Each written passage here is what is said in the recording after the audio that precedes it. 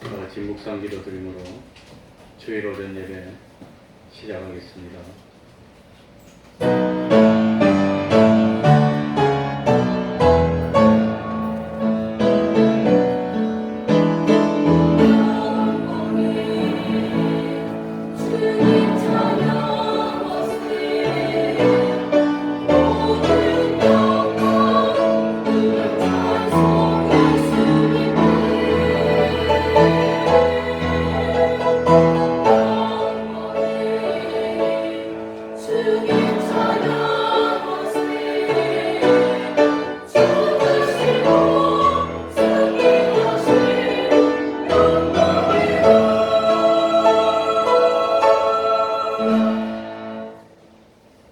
하나님 아버지,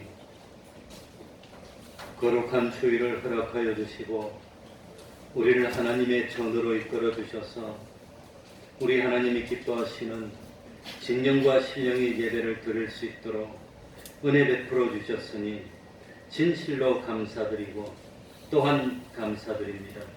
우리 주님은 말씀하시기를 세상에 오신 것이 섬김을 받으러 오신 것이 아니고 섬기려고 오셨다고 하셨습니다. 그리고 자기 목숨을 많은 사람을 위한 대속의 제물로 주기 위하여 오셨다고 하였습니다.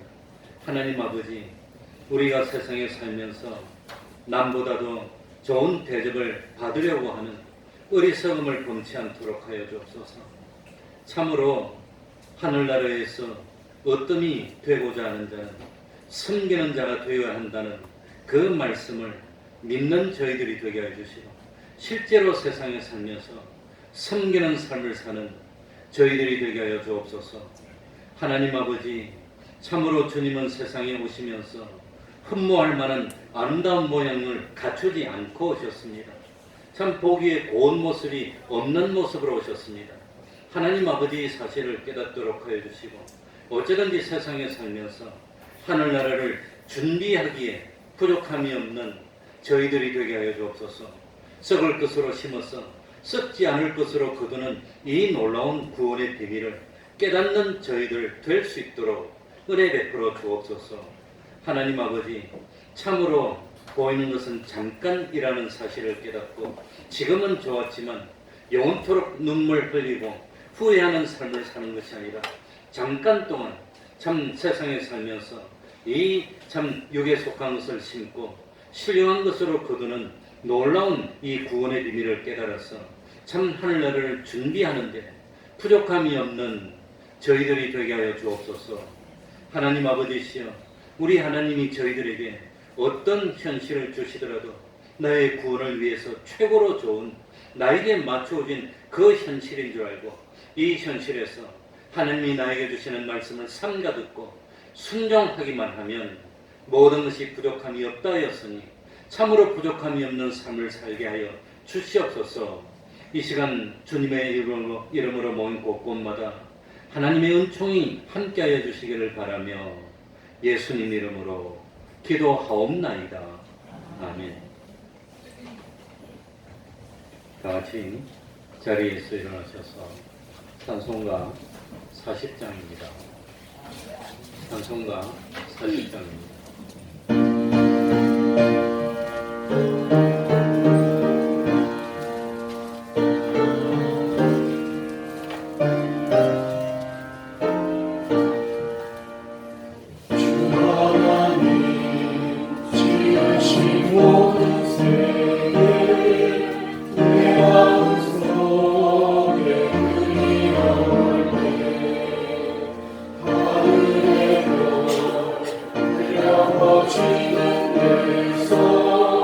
주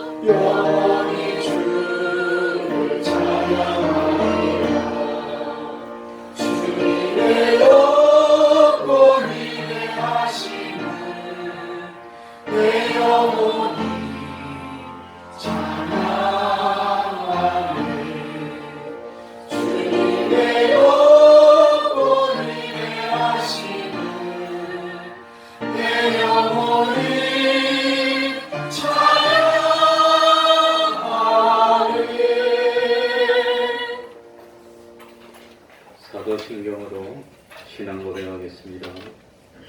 전능하사 천지를 만드신 하나님 아버지를 내가 믿사오며 그 외아들 우리 주 예수 그리스도를 믿사오니 이는 성령으로 잉태하사 동정녀 마리아에게 나시고 본디오 빌라도에게 고난을 받으사 십자가에 못 박혀 죽으시고 장사한 지 사흘 만에 죽은 자 가운데서 다시 살아나시며 하늘에 오르사 전능하신 하나님 우편에 앉아 계시다가 저리로서 산 자와 죽은 자를 심판하러 오시리라.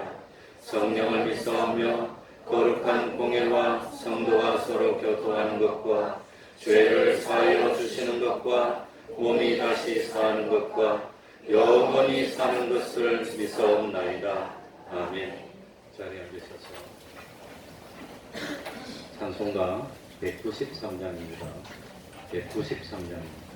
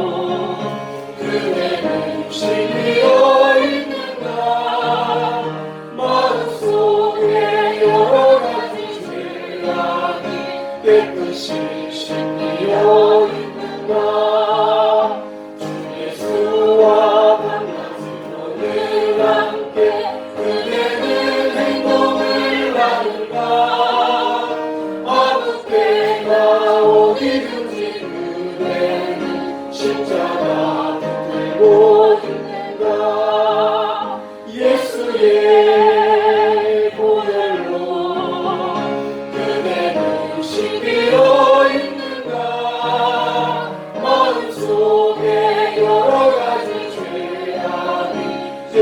깨끗이 신비어 있는가 주님 예수 다시 오네 그대는 영접할 예복이 있는가 그대 몸은 거룩한 곳 성전에 들어갈 준비가 됐는가 예수의 보혈로 그대는 신비어 있는가 마음속에 여러가지 죄악이 깨끗이 신비어 있는가 모든 죄에 더러워진 예복을 주 앞에 지금 다 벗어서 생물같이 솟아나는 보혈로 눈보다 더 이게 실수라 예수의 보혈로 그대는 신비어 있는가 마음속에 여러가지 죄악이 깨끗이 신비어 있는가. 이 시간에는 교동문 41번을 교독하겠습니다. 찬송가 뒤쪽에 교동문 41번입니다. 예배 순서 뒤에도 기록이 되어 있습니다.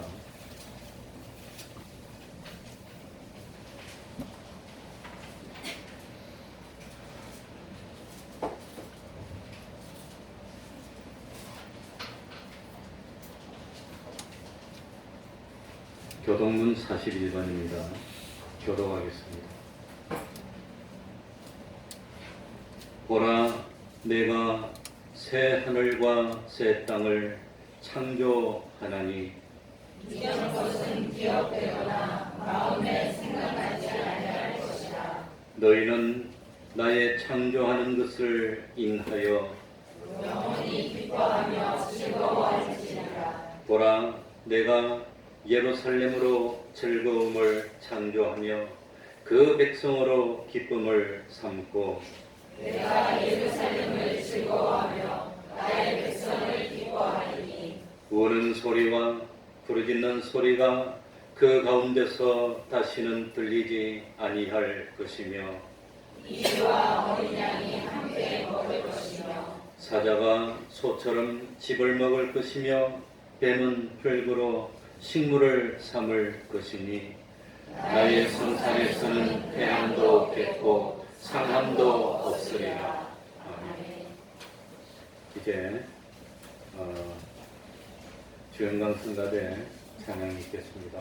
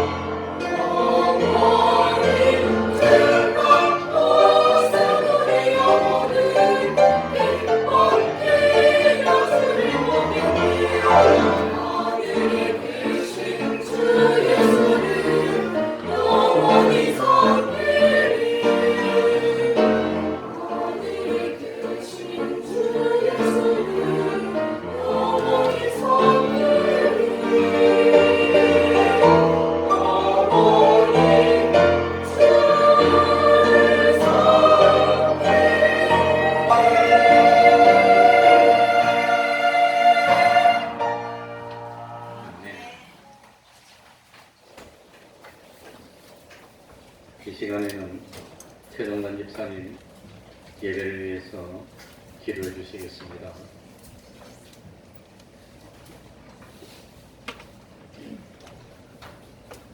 다 같이 기도드리겠습니다.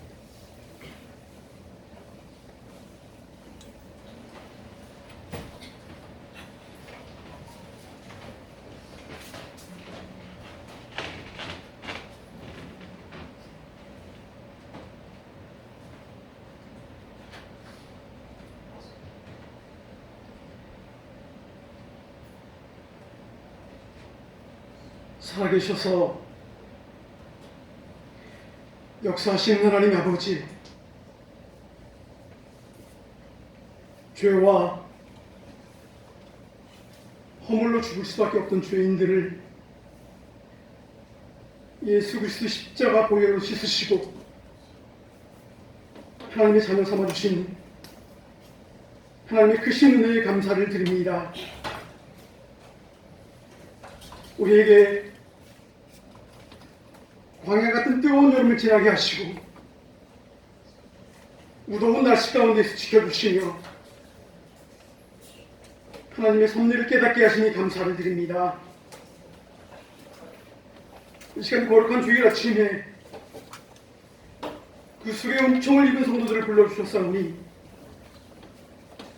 마음의 문을 열어주셔서 보좌에 계신 주님을 바라보는 시간이 되게 하시고 여호와를 찬양하며 하나님 앞에 나아가게 하여 주시옵소서. 우리들을 거울과 같은 하나님의 말씀에 비추어 보며 주와 같은 죄가 눈과 같이 되기를 간구하오니 안개의 사라짐처럼 우리 죄가를 도말하여 주시며 우리 속에 정한 마음을 창조하시고 정직한 영을 새롭게 하사 아벨이 드렸던 제사와 같이 우리 입술의 말과 마음의 묵상이 주께 연락되어지는 귀한 시간이 되게 하여 주시옵소서.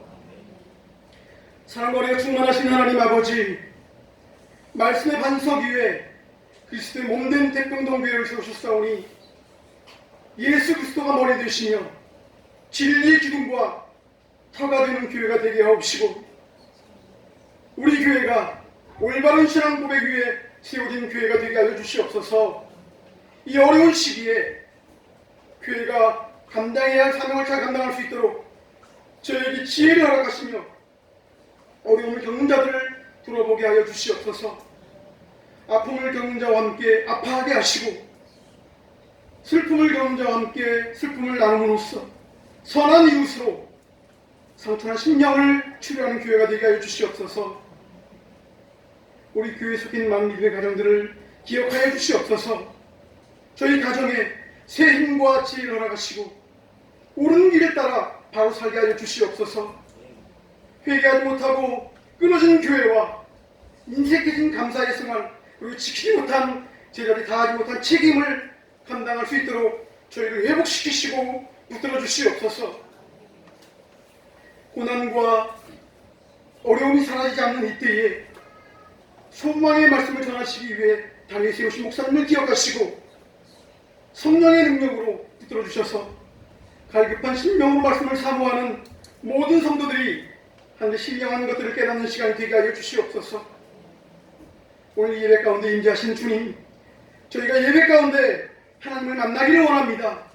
진리의 성령님께서 말씀 듣는 저희들의 마음을 주님께서 열어주시고 은혜를 사모하도록 마음을 열어주시고 저희들에게 들을 귀가 있게 하시어서 오늘 주시는 말씀으로 고치고 깨어지고 위로받고 새로운 희망으로 다시금 빛된 자녀로서 살아가도록 인도하여 주시옵소서.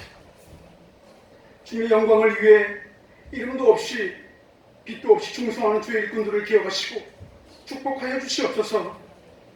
오직 하나님께 영광 돌리기 위해 준비한 주영광 성가대의 찬양을 기뻐 받으시고 저희가 입술로만 부르는 찬양이 아니라 신령과 진정으로 드리는 찬양이 되게 하여 주시옵소서. 이 모든 말씀을 우리를 구원하신 예수 그리스도의 이름으로 기도드리옵나이다.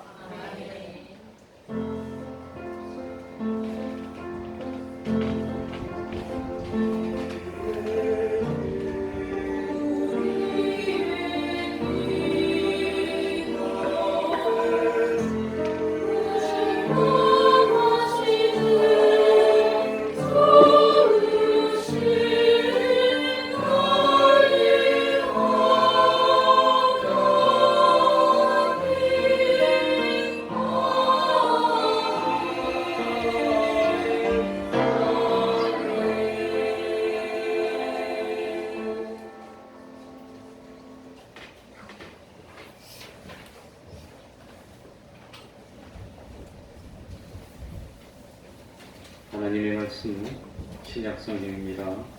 빌립보서 4장 10절입니다. 빌립보서 4장 10절 322쪽이 되겠습니다. 322쪽입니다.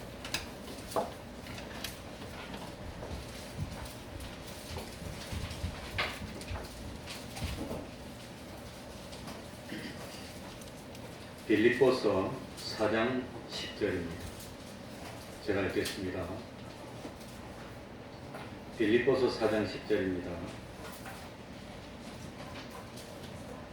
내가 주 안에서 크게 기뻐함은 너희가 나를 생각하던 것이 이제 다시 싹이 나니니 너희가 또한 이를 위하여 생각은 하였으나 기회가 없었느니라. 내가 궁핍함으로 말하는 것이 아니라 어떠한 형편에든지 내가 자족하기를 배웠노니 내가 비천에 처할 줄도 알고 풍부에 처할 줄도 알아. 모든 일에 배부르며 배고픔과 풍부와 궁핍에도 일체의 비결을 배웠노라. 내게 능력 주시는 자 안에서 내가 모든 것을 할 수 있느니라. 아멘.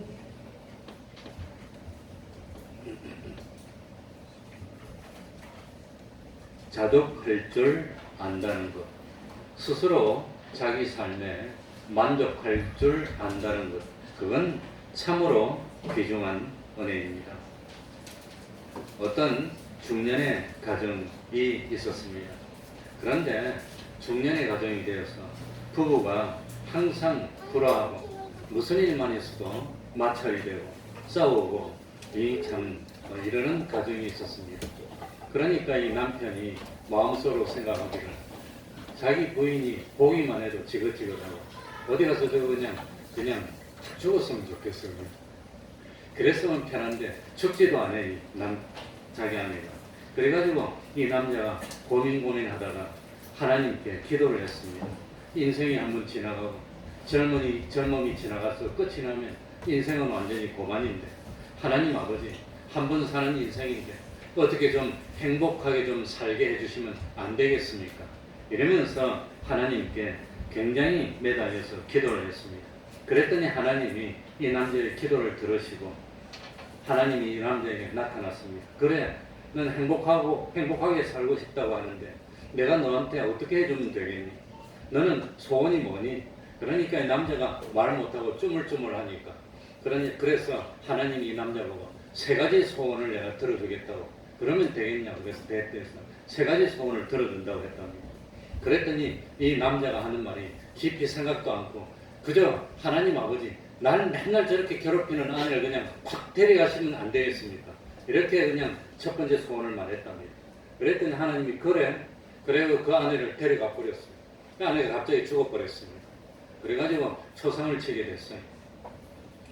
그랬는데 그 아내가 갑자기 죽었더니 초상 치는데 그 주변에 있는 사람들이 그렇게 많이 문상을 오더랍니다. 그래가지고 한결같이 하는 말이 그렇게 아내가 건강하고 아름답고 참 성실하고 살림도 잘했는데 어떻게 갑자기 죽었는지 이해가 안 된다 그러면서 다 남편을 욕하더랍니다.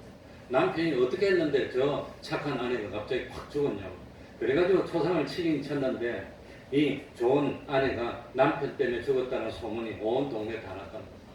그래가지고 그 집에 참 아무도 시집을 안 오려고 이 남편이 빨리 결혼을 해서 다시 장가를 가야 행복하게 사는데 그런데 아무도 시집을 안 오고 그래가지고는 아이들은 맨날 학교 가야 되지 뒷바라지를 해야 되지 그 아이 보내고 직장에 출근해서 돈 벌어야 되지 남자가 혼자 밥에 먹고 아이들 설거지하고 공부 뒷바라지하고 살라고 하니까 죽을 지경이더라.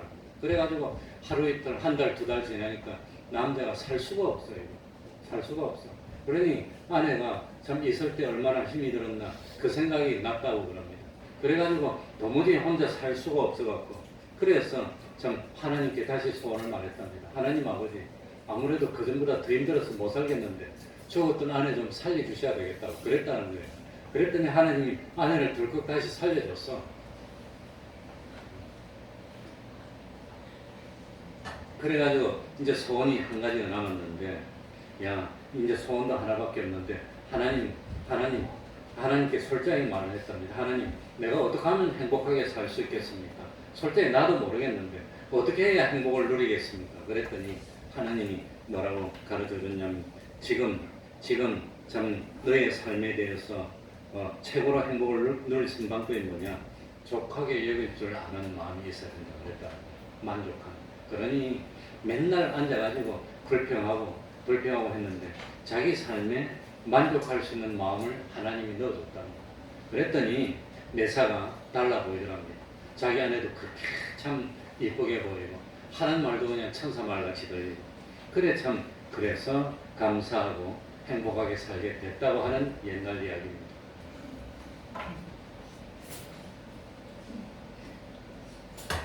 그러니까 이 참 만족하기 위한 첫 번째 흐름이 하나님이 지금 자기에게 주어진 그 자기 현실을 원망하지 말고 뭐 해라 말이죠.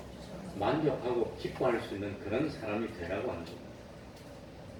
사도 바울이 하나님의 명을 따라서 빌립보에 복음을 전하러 갔습니다. 그런데 이 빌립보에는 보니까 예수 믿는 사람이 없었습니다. 회당도 없었습니다. 지금 말로 교회도 없었습니다.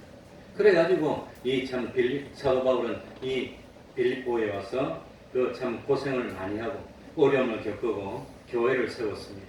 그리고 난 뒤에 사도 바울이 이 빌립보는 교회가 썼으니까 이제 교회가 없는 옆에 있는 도시인 데살로니가로 갔습니다. 그 데살로니가로 가서 또 복음을 전하고 교회가 없는 데서 복음을 전하려니 얼마나 힘이 듭니까? 얼마나 어렵습니까? 저도 지금 목회를 나온 지 31년째인데 누군가 개척교회 한다면 내 도시락 싸들고 다니면서 말려요. 이 교회 개척한다면 말리고 싶어요. 하나님이 기뻐하실지는 내가 모르겠지만 정말로 말리고 싶어요. 그러니 데살로니가에 가서 또 그냥 비를 맞고 눈을 맞고 그것도 참 어디 오라는 집도 없고 갈 데도 없고 복음을 전하면서 바울이 얼마나 고생을 했겠습니까? 그러니까 옆에 빌립보 성도들이 이 참 사도 바울이 고생한다는 소식을 듣고 그리고 정성 어린 성금을 바울에게 보내줍니다. 이게 16절에 나옵니다. 16절 데살로니가에 있을 때에도 너희가 몇 번, 한 번, 두 번 나의 쓸 것을 보내었도다. 그래가지고 데살로니가에 있을 때 빌립보 성도들이 보내준 걸 가지고 사용하면서 복음을 전하고 고생하다가 마침 데살로니가에도 교회를 세웠습니다. 그리고 이 참 바울이 복음을 전하면서 어려움을 겪을 때 이 소식을 들었던 빌립보 교인들은 또 이 사도 바울에게 이 참 선교 헌금을 보내주고 그럽니다. 그게 고린도서 11장 9절에 나옵니다. 마게도냐에서 온 형제들이 마게도냐가 어디냐면 빌립보 지방입니다. 형제들이 나의 부족을 보충하였습니다. 이렇게 했는데 그 뒤에 어떻게 하다가 바울하고 빌립보 교회 성도들하고 소식이 끊어졌어요.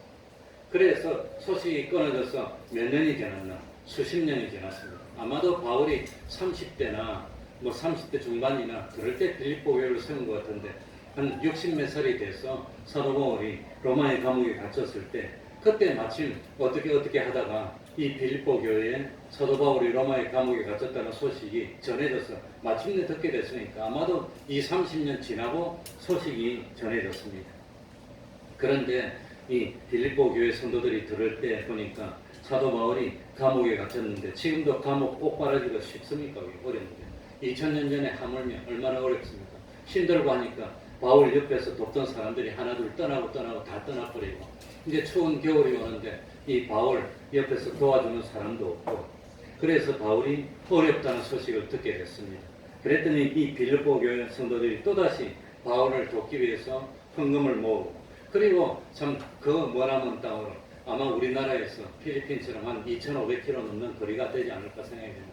거기까지 사람을 보내가지고 이 참 성경헌금을 보내는 게 18절에 나옵니다. 18절에 내게는 모든 것이 있고 또 풍부한지라 에바브로디도 편에 너희의 준 것을 받음으로 이렇게 되어 있습니다. 그러니까 사도 바울은 빌립보 성도들이 보내준 선물을 받고 매우 기뻐했습니다. 그래서 그 기뻐했다는 그 내용이 10절에 아까 읽은 다시 나옵니다. 우리 10절 한번 읽어볼까요? 같이 읽겠습니다.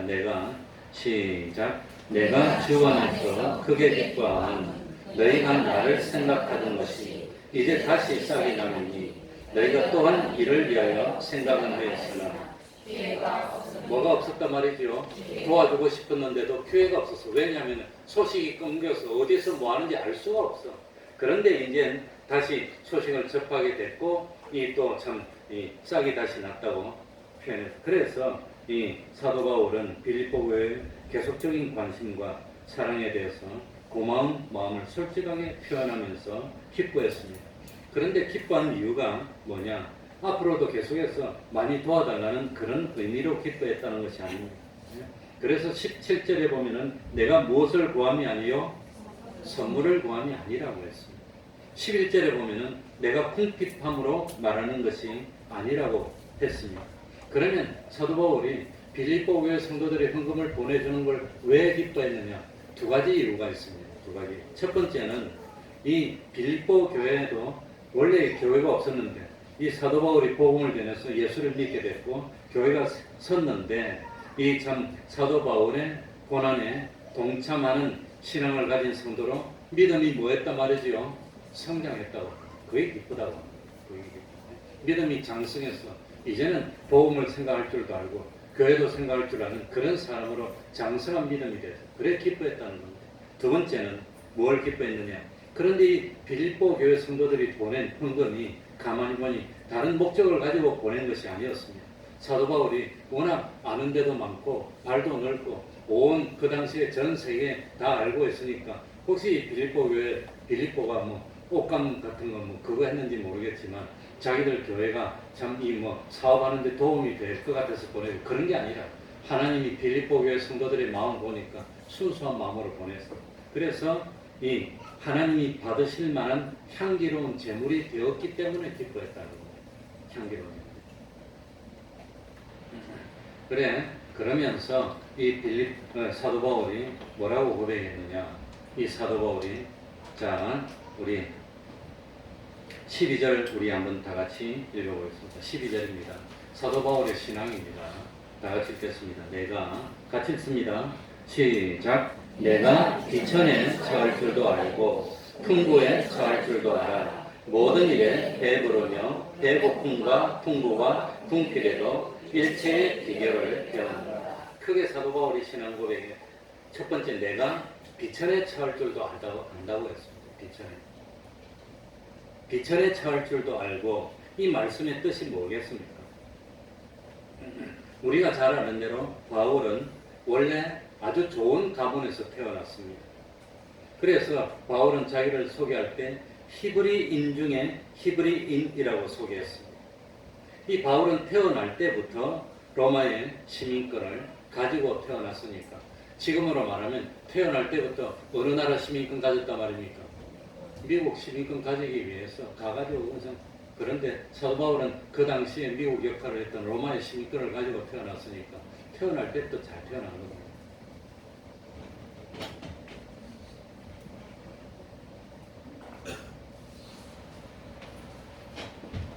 엠프가 예민해서 조금만 작아도 목이 더 아파.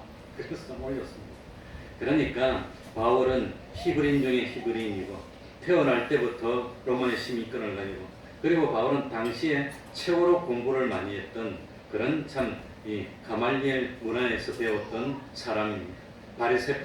바리새파였습니다. 한마디로 사도 바울은 무엇 하나 부족함이 없는 장래가 촉망되던 사람이었습니다. 그런데 다메섹으로 가다가 부활하신 예수님을 만났고 사도 바울의 삶은 완전히 달라졌습니다. 그래서 바울은 예수를 만나기 전에 가지고 있던 모든 것을 무엇으로 여겼죠? 배설물로 여겼어. 그러니까 그거 다 버리는 겁니다. 그 버리고 참 자기의 부유한 그런 조건들을 다 버리고 뭡니까? 비천한 삶을 스스로 선택했다고 하는 겁니다. 그래서 바울은 예수님 때문에 핍박을 받았습니다. 매도 맞았습니다. 돌로 맞기도 했습니다. 감옥에 갇히기도 여러 번 했습니다. 그리고 이곳저곳 정처 없이 다니면서 복음을 전하여 했기 때문에 더위에도 참 더위와도 싸워야 됐고 추위와도 싸워야 됐고 배고픔을 겪기도 했고 목마름을 겪기도 했고 강도를 만나기도 하고 파선한 배에서 죽을 뻔하기도 하고 이러면서 자기가 비천에 처했는데 그런데 특징이 뭐냐? 자기가 비천한 삶을 살고 어려운 삶을 살고 궁핍한 삶을 살았지만 자기의 삶에 대해서 바울은 뭐하지 않았지요? 불평하지 않았어. 불평하지 않았어. 또 뭐하지 않았지요? 원망하지 않았다고 하는 거예요. 원망. 그러니까 사도 바울은 자기의 비천한 처지를 개의치 않았다고 하는 거예요. 왜 그렇습니까? 이 사도 바울은 자기가 예수님의 종인 걸 깨달았습니다.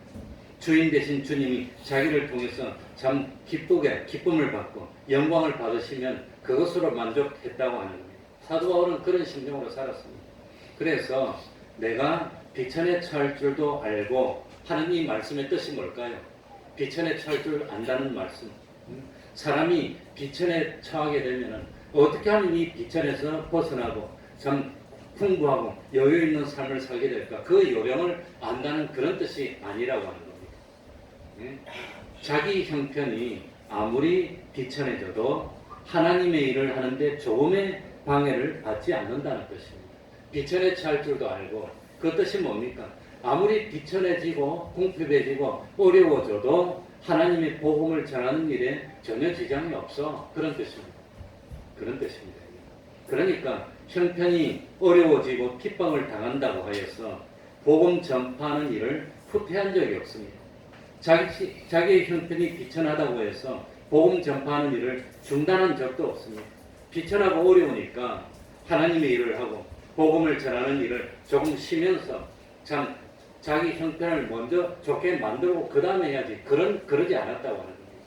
그러니 비천하다고 해서 비굴해지지도 않았고 비급해지지도 않았고 비천하다고 해서 복음에 후퇴하지도 않았고 자기의 형편이 비천하다는 것은 자기가 하나님의 일을 하는 것과 전혀 상관이 없고 자기가 복음 전하는 일에 자기의 비천한 형편이 전혀 영향을 주지 않았고 영향을 받지 않았고 처음에 우리 예수님께 불리움을 받을 때와 똑같이 복음을 전할 수 있다는 것이 뭡니까?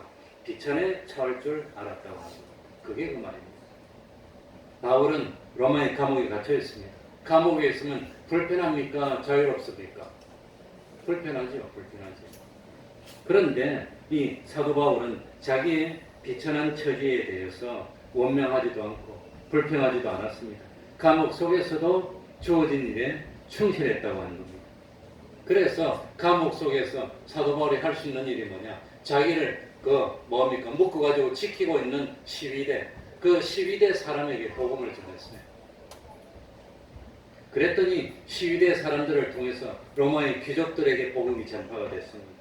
결국은 그것이 로마가 기독교를 받아들이는데 밑거름이 됐다고 하는 겁니다. 또 바울은 이 로마의 감옥에 있으면서 시간이 많이 있으니까 감옥에 있으면서 시간이 있을 때 뭐 했지요? 성경을 적었습니다. 그래서 바로 이 빌립보서도 감옥 속에서 적었습니다. 에베소서도 감옥 속에서 적었습니다. 골로새서 빌레몬서도 감옥 속에서 적었습니다. 그래서 우리는 이 네 권의 성경을 뭐라고 부르지요? 옥중서신. 뭐라고 부르지요?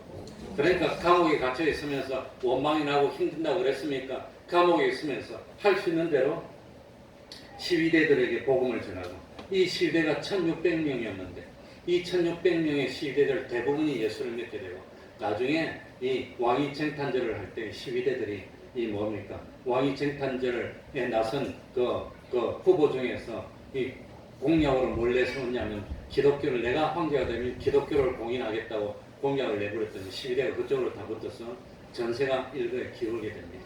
시위대는 장교들인데 그 시위대가 다 붙고 나중에 그래서 이 로마가 기독교 국가가 된 겁니다. 그러니까 이 사도 바울은 할 수 있는 대로 시간 남으니까 성경 적고 또 뭡니까? 복음 전하고 또 참 이 사도 바울이 사실 알고 보면은 감옥에 갇히지 않았다면 이 사도 바울이 로마로 호송될 때 사도 바울을 죽이기 전에 먹지도 않고 입지도 않고 자지도 않고 사도 바울을 죽이겠다고 다짐하고 맹세를 한 사람이 몇 명 있었죠?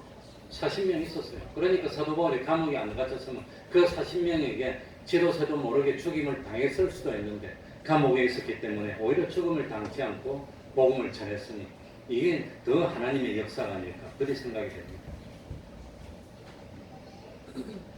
왜 사람들이 비천에 처했다고 참 낙심하고 원망하고 불평하게 되겠습니까? 왜 그럴까요? 예?